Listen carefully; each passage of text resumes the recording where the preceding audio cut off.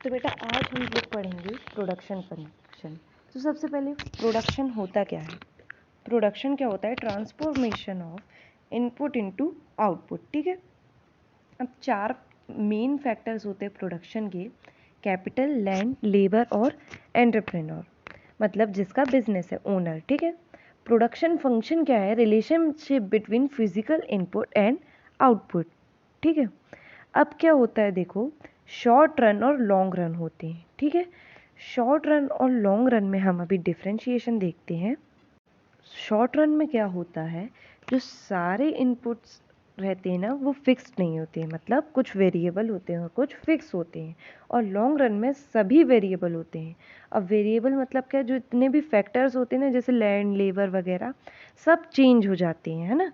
और जो short run में होते हैं, सिर्फ कोई एक ही चीज़, लैंड, लेबर, कैपिटल वगैरह में कोई एक ही चीज़ चेंज होगी। तो ये आप याद रख लेना।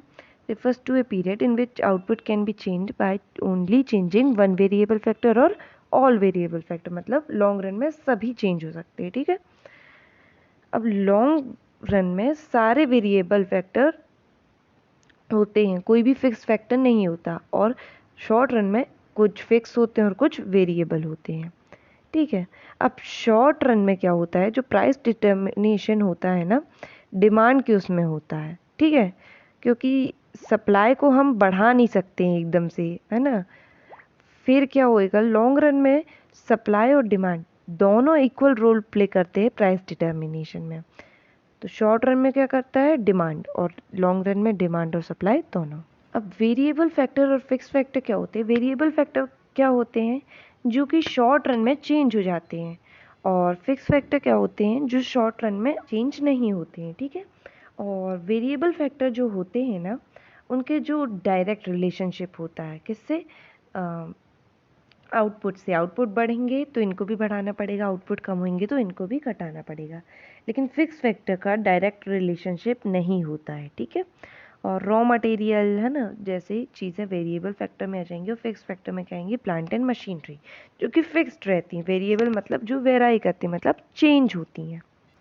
हम टाइप्स ऑफ प्रोडक्शन फंक्शन पढ़ेंगे। तो देखो बेटा, एक होती है शॉर्ट रन प्रोडक्शन फंक्शन, जिसको हम वेरिएबल प्रोपोर्शन भी कहते हैं, और एक होती है लॉन्ग रन प्रोडक्शन फंक्शन, जिसे हम कांस्टेंट प्रोपोर्शन कहते हैं। अब शॉर्ट रन प्रोडक्शन फंक्शन में क्या होता है, आउटपुट इंक्रीज होता है by only changing only one input by keeping other inputs constant. मतलब जब हम आउटपुट जो है चेंज करेंगे सिर्फ एक इनपुट को हटाने से, और सारे जो इनपुट हैं उनको कांस्टेंट रखेंगे। तो हम अपनी क्लास में कौन सा पढ़ते हैं, शॉर्ट रन वाला ही पढ़ते हैं। अब लॉन्ग रन क्या होता है, लॉन्ग रन सिचुएशन में आउटपुट इंक्रीज होता है by increasing all the inputs. ठीक है, सेम टाइम में और सेम प्रपोर्शन में। अब जो रेशियो होएगा इनपुट का दूसरे लेवल आउटपुट में, तो वो क्या होएगा, सेम होएगा। ठीक है, प्रोडक्शन या फिर आउटपुट किसे कहते हैं, वॉल्यूम्स ऑफ गुड प्रोड्यूस्ड को। अब प्रोडक्ट, है ना, सॉरी, तो प्रोडक्ट कितने टाइप के होते हैं, टीपी, एमपी और एपी, मतलब टोटल प्रोडक्ट, मार्जिनल प्रोडक्ट और एवरेज प्रोडक्ट। अब टोटल प्रोडक्शन क्या होता है, देखो जो टोटल है, ठीक है, टोटल आउटपुट कितना प्रोड्यूस हो रहा है। मार्जिनल प्रोडक्ट मतलब एडिशनल, ठीक है, एडिशनल कितना बन रहा है ना, एक्स्ट्रा जिसे हम कहेंगे। अब एवरेज प्रोडक्ट किसे कहते हैं, एवरेज मतलब पर यूनिट, तो एक यूनिट में कितना आउटपुट प्रोड्यूस हो रहा है। अभी हम इसको टेबल की मदद से और अच्छे से देख लेंगे। ठीक है, अब लॉ ऑफ वेरिएबल प्रोपोर्शन क्या कहता है बेटा, शॉर्ट रन में आता है। एक तो सबसे बड़ी बात, हम क्या पढ़ते हैं, शॉर्ट रन पढ़ते क्लास 11 में। शॉर्ट रन में आता है तो क्या कहता है ये, जैसे जैसे हम, है ना, क्वांटिटी बढ़ाते जाएंगे सिर्फ एक इनपुट की, और अदर इनपुट को क्या रखेंगे, फिक्स रखेंगे, तो जो टोटल प्रोडक्ट है ना, पहले बढ़ेगा, है ना, इंक्रीजिंग रेट में, फिर बढ़ेगा एट ए डिमिनिशिंग रेट, और फिर फाइनली नेगेटिव होते जाएगा। ठीक है, पहले टीपी इंक्रीज होएगा एट इंक्रीजिंग रेट, फिर टीपी इंक्रीज होएगा एट डिक्रीजिंग रेट, और फिर टीपी नेगेटिव रेट से माइनस होता जाएगा। ठीक है, सिर्फ एक यूनिट चेंज करने में। अब इसकी फीचर्स देख लेते हैं। देखो, ये शॉर्ट रन में होता है, प्रोडक्शन फील्ड का होता है ओनली, है ना, प्रोडक्शन ओनली, ठीक है। Change in output due to change in variable, variable factors में चेंज होता है इसलिए आउटपुट में भी चेंज होता है, ठीक है। इक्वली इफिशिएंट, मतलब हर एक वेरिएबल फैक्टर इक्वली इफिशिएंट है, ऐसा नहीं कि तुम कोई छोटा ले रहे हो कोई अलग ले रहे हो, मतलब ऐसा।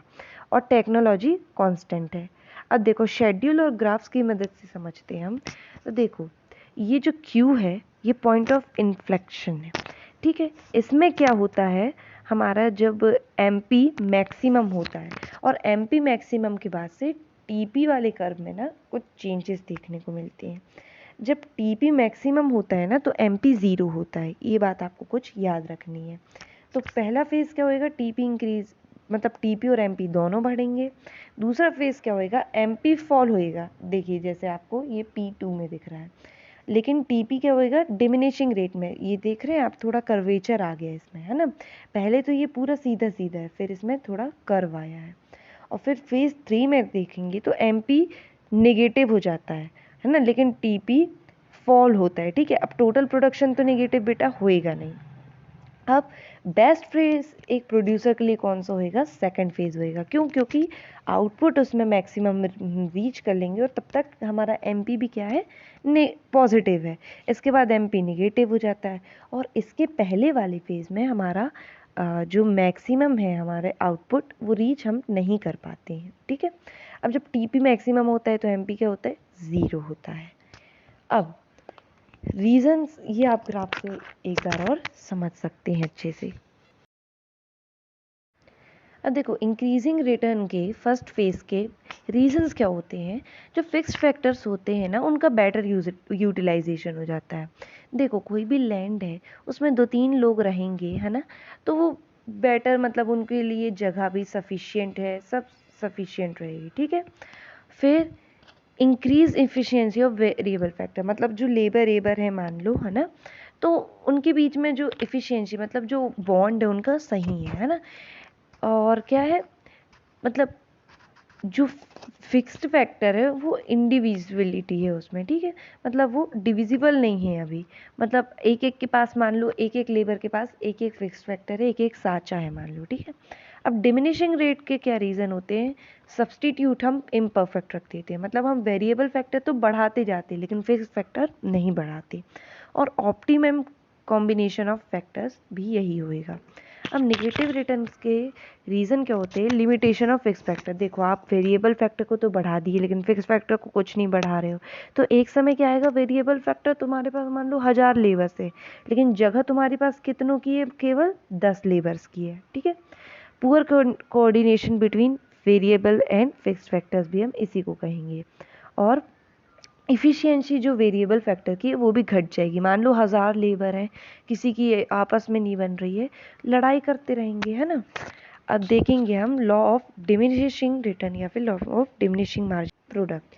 तो ये लॉ क्या कहता है बेटा, देखो जब हम एक वेरिएबल फैक्टर को बढ़ाते जाएंगे और फैक्टर्स जो हमारे अलग हैं वो कांस्टेंट रहेंगे और फिक्स्ड रहेंगे, तो एमपी गिरेगा ही गिरेगा, ठीक है।